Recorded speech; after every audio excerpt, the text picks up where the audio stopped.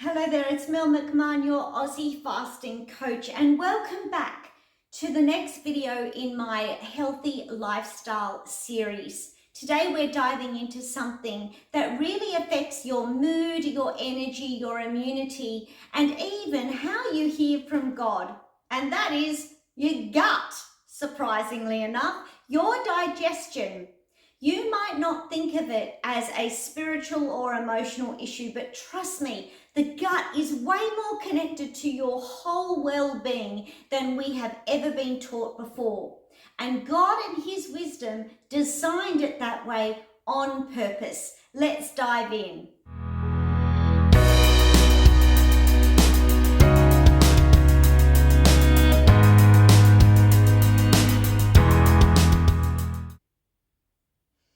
Let's start with the basics, your microbiome. Inside your gut live trillions of microscopic organisms, bacteria, yeast, and fungi, and they make up your gut microbiome. And believe it or not, these little guys influence everything in your immune system and your brain chemistry.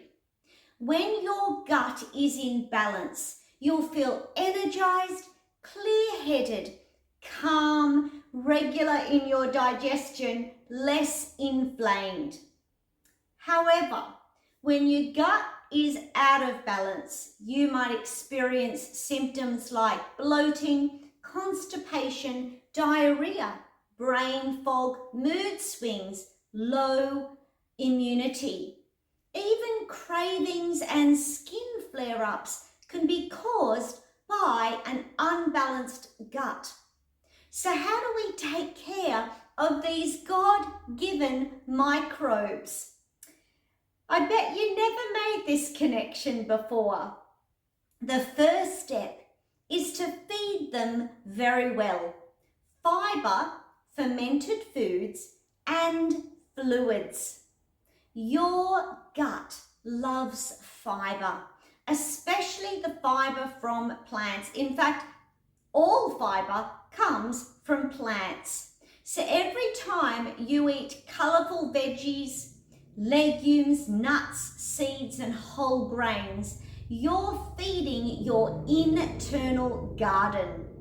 Fermented foods like sauerkraut, kimchi, and yogurt or kefir are other really good examples of fermented foods. Remember when buying kimchi and sauerkraut, you want the refrigerated version because that means all the bacteria is still actually alive.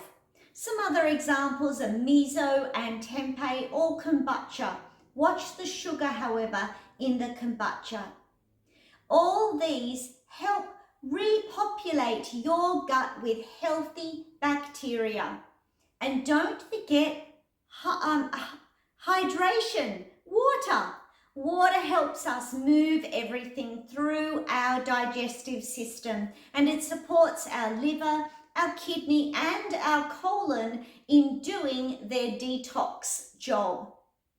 Aim for filtered water with minerals, perhaps a pinch of salt, and maybe stay clear of your tap water.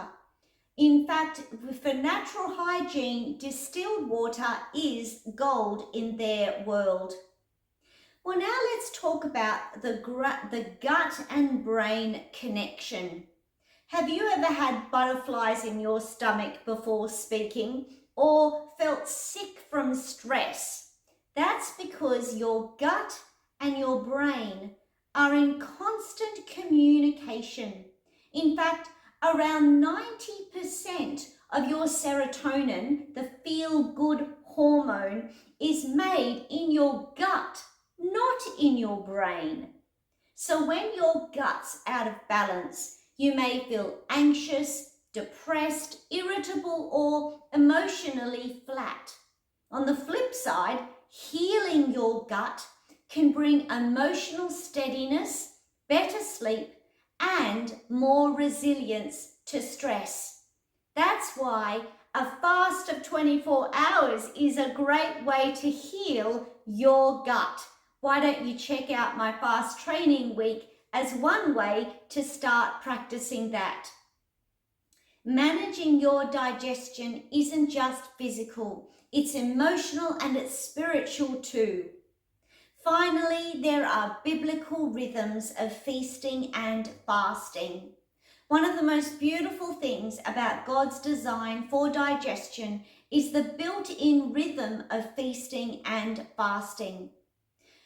Let's take fasting, giving your body an opportunity for a longer break between its meals gives your gut time to rest and repair. It supports your gut lining, it balances your insulin, and it helps reduce inflammation.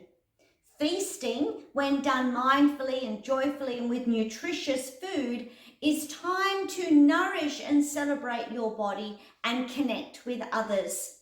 Jesus fasted, Jesus feasted. He even cooked breakfast for his disciples after the resurrection. I know many of you remember that. Both fasting and feasting can be sacred. They aren't just about restriction or excess. They're about rhythm, wisdom, and trust that God is working through these rhythms. Finally, I want you to tune into your God-given cues. Your body is constantly speaking to you, whether it be hunger, fullness, or satisfaction. These are all signals that are gifts from God. In our world that we live in, there's a huge amount of noise, and often we lose touch with these bodily signals. We eat out of habit, boredom, or stress, even just because we're distracted. Today, I want to encourage you to slow down and listen. Ask yourself, am I truly hungry, or am I eating because of an emotional need that I have? What foods really help me feel alive and peaceful and grounded? When I'm full, it's time to stop, not just keep stuffing it because the food tastes good. This kind of discernment in eating isn't about rules. It's about a relationship with your body and with God. So let's wrap this up with a few gentle action steps. Number 1, add 1 new high fibre or fermented food into your diet this week. Drink more water. Aim for 6 to 8 glasses of natural spring water with minerals if you can. Try 12 hours by fasting 12 hours overnight. It'll actually help your gut to digest its food. Eat at a table without distraction, and you might actually enjoy your meal. And pray and give thanks before eating, because that is God's way of working gratitude into your heart and your body. Your gut isn't just a digestive tube. It's an incredible communication center, a healing hub, in fact, the key to your vitality. God designed your body to flourish, and when your gut is nourished, everything else begins to align. Well, in our next video, we're going to look at stress and the nervous system and how that impacts our health. We'll look at rest and stillness and simple practices that we can do to bring calm to our whole body. You won't want to miss it. So subscribe to this channel. Don't forget to download my cheat sheet. It's free, and I look forward to seeing you in the next video. I'm so glad you are investing in your health and honoring the body that God gave you. God bless you, and I see you tomorrow.